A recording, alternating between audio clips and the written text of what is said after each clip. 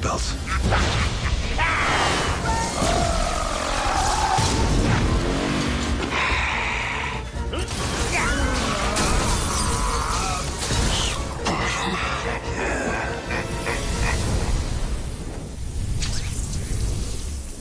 I remember when I told friends I was going to make the original Spider-Man, a movie that I really wanted to make, and I actually competed to get the role.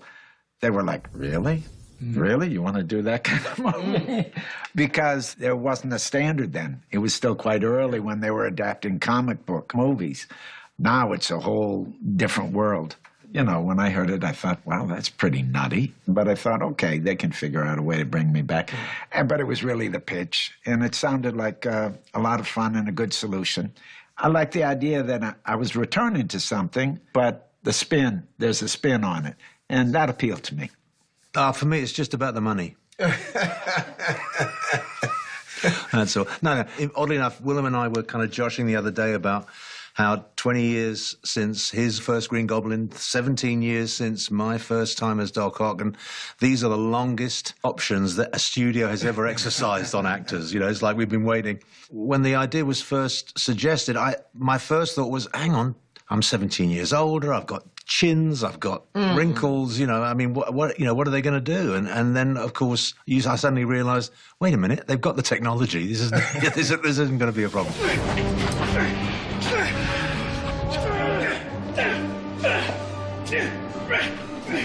And the Tom Holland of it all. Tom Holland, man, here's the crazy. Thing. Good. Here's the thing. The young kid of him and his eyes. When we first got on the set, I said, look at this dude's eyes. And when he's, at one point, you'll see it, but he's trying to figure things out. That's what makes it amazing, because it's like he's basically torn. He wants to be cool with these guys, but at the same time, they really want to, like, eliminate him. And then here's the thing. It's like, because you're filling big shoes. You know, because we growing up with Toby, you know, like, man, I was like, when Toby hit that wall the first time, I said, oh, shit. I was like, oh. So you think to yourself, like, will there be, you know, and here comes this young guy with this fresh face and is really, like, in tune in every aspect, even when he's doing anything. And that freaking hair, even that hair, the Spider-Man hair, I was like, this hair is great. He's really impressive. Yeah. Also, physically, he's just very agile and is really skilled. So in doing the stunt stuff and the fighting stuff, he's a freak, man. He's really clean. He's really good. Really beautiful. And he's got a real film intelligence. Like, he understands the angles, he understands the lenses, he understands how you work with the camera to tell the story. You know, what's the best this or that. And it's so kind of, I'm talking, Willem, do you mind? It shows a real sense of he just understands it. I mean, I predict within the next 5-6 years he's going to be directing. Let me see your hands, please. The main difference between that film and this one is that the tentacles are all kind of CG now. They'll all be superimposed on me at a later date, whereas in the original movie, they were mechanical, and I had them, like, you know, attached to me, and we had puppeteers working them and stuff. So that's the big difference. You want to know the truth? Nobody knows how uncomfortable those costumes are. But they look good. We are actors. You forget about the discomfort, and, you know, it's part of it. But the costumes are much more comfortable than they were before. I remember the initial fitting to create the costume for the Green Goblin. I stood there for 8 hours, and they put different preformed pieces on me. Now, they scan me, and they can design it, and then make the costume, and then try it on me. It's a huge leap in the technology. And they're more flexible. We can do more things with them. The look's a little different. Old Norman and the Goblin are further down the line, and they have a few more tricks up their sleeve. So there have been upgrades on the costume, let's say. I'm happy we got a brand new star, a brand new look. The blue, when we did it the first time, it was, look, man, I didn't care. I was just happy to be, you know, in this wonderful chorus. And it was, like you said, it was, you know, sort of like 2 or 3 hours or whatever like that. But with this, it's fly. The homies is like, okay, we get you now. You know, when I was blue, they still roll with me. But like, okay, you blue. But with this one, it just feels more comfortable, and I think it feels more today, modern, like, you know, not trying so hard. Like I sort of related to R&B. Back in the day in R&B, you used to have fringes on your outfit and shoulder pads and things like that. Now you can sing, you know, so it's like now we're just singing.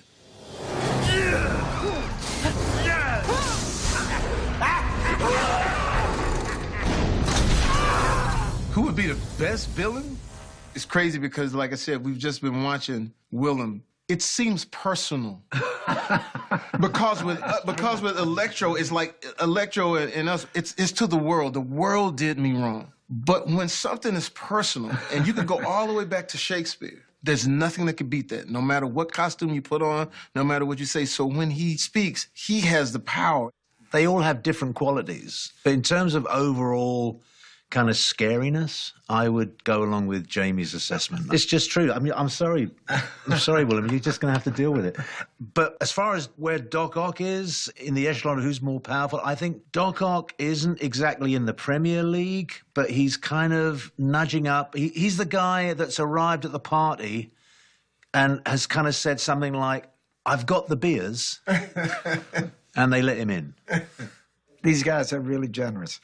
I mean, not only in their comments, but, you know, the nice thing is when you have resources and you have people that want to be there, and this isn't their first rodeo, it's a real good working situation. And flexibility, generosity are two of the qualities that you want in an actor, and these guys are like that. I'm gonna kill the light. Hello, my dear. But there's a part of me that misses the moustache twirling, I must say. I mean, there's a very long tradition of British actors coming in to play villains in Hollywood. You know, it started with... Not only British actors. That's true, but, you know, it's like, you know, I keep thinking it's like, oh, we need an accent. You know, let's get, let's get someone in. Son of Terrell. That's right. Kneel to be false out. Had to step outside? Yeah, I get it. But the thing about grounded villains is that so many of them become villains almost reluctantly, almost in spite of themselves. You know, an accident happens or some terrible tragedy and it transforms them. And that's what makes them very playable, because it's not just mustache twirling. It's not just kind of pulling a face and, you know, there's some real depth to it. And that's what makes them interesting. I mean, it's a privilege to be here, that's for sure. It's a joy to be here. Oh, I got to tell you, it's just so much fun. I mean, there's a part of us that's like, I think I can say this for all, we're all fans. Yeah. Lonely, that was my name, until I hit this town. My loves were hand-me-downs.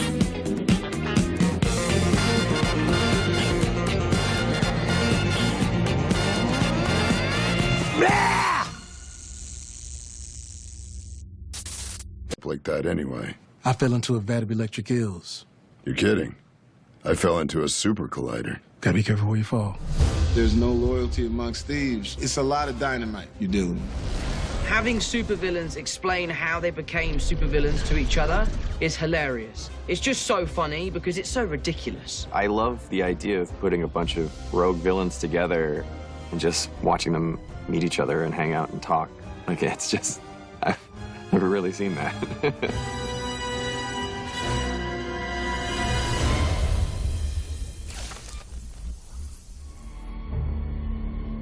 It was just thinking about what would be fun to see, visual combinations that you never thought you would see. Who are these guys? How great would it be to see Alfred Molina again? Get to see Willem Dafoe without the mask. Having Jamie get to come in and make him not blue.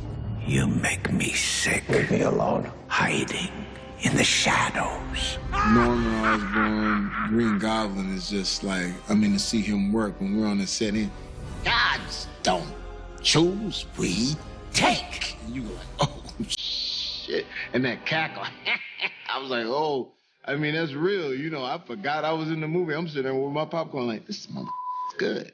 Willem is just fearless, and Willem doesn't give a flying whatever. I'm doing this. He's just like so unself-conscious as an actor, just totally free, and that's the dream. It's one of the most surreal experiences I've ever had in my life. When he becomes the Goblin, he is terrifying.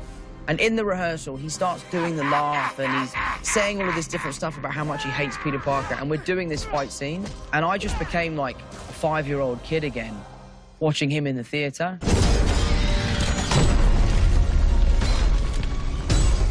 Hello, Peter. Hi. Alfred was blown away by the advancement in technology. When he made Spider-Man 2, his arms were puppets. He had 4 or 5 guys moving him around at a time. Alfred, you know, as Octo is just, to watch him work, he's so funny. Once they say cut, I mean, bro, the jokes and everything like that is just like nonstop. Is that 40 with a GH or? Yes. Okay, good. All right, roll it. But when he gets into his bag, and he plays an interesting character to where you feel like he's conflicted. Like he, out of all of us, seems like, yo, I want to maybe live a regular life, go to a club or something. What's up, Peter? How you like the new? Jamie, he's so inventive, he's so creative. He has the crew laughing constantly. He's a great storyteller, and he's the complete character. The sequence where he thinks that Andrew was going to be black, like, that's all just Jamie improvising. That's not written. Oh, man, I'm sorry. I don't apologize. There's got to be a black Spider-Man somewhere out there. And it adds so much humor and so much love and life that I would work with Jamie Foxx on anything. Honestly, I love the man so much. Electro's waiting on something to break so he can say, oh, let me get in, let me get mine. So that sets the table for something very interesting. All of those villains in an apartment that Peter takes him to, I mean, that's like smoking a cigarette at the gas station, pumping the gas, you know? So it's an exciting thing. Oh, my God. What have you done? I liked you better before.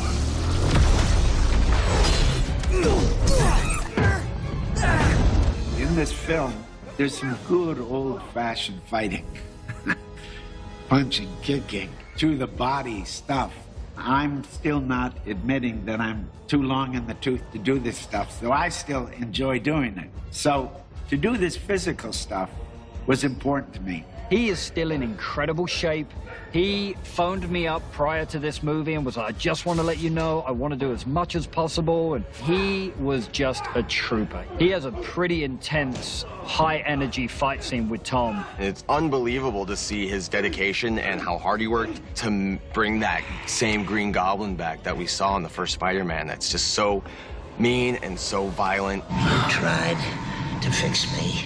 Now, I'm gonna fix you. I was so impressed with him and just his ability to have that kind of energy during something like that. I got that Tony Stark shit. When they showed me the previews of what they were accomplishing, I mean, it's the spectacle, that type of thing. He did absolutely phenomenal stuff, you know, up and around on blue screen. Shooting those is absolutely amazing. When they put you on those strings and fly you around is great. Catch! Alfred Molina, because he moves around on the legs so much, we had him in a harness for 90% of the time that he was working with us. I felt so bad for him. Every time he saw one of the stunt guys, he was like, oh, no, have I got to get back in the harness again? Once the tentacles are there, there's going to be all this kinetic movement and things are going to be smashing. But if you look at just me, all I'm doing is this. Yeah. I'm like leaning in. It's basically like you're hitting him in the face with your elbow. Yeah. We were doing a huge fight scene with Tom. He's diving off things, he's doing flips, he's doing back somersaults, he's smashing into cars and then doing a roll. And I'm just kind of going, Sure. I really take my hat off to them. And it was a very sad day when it was their last day, for sure.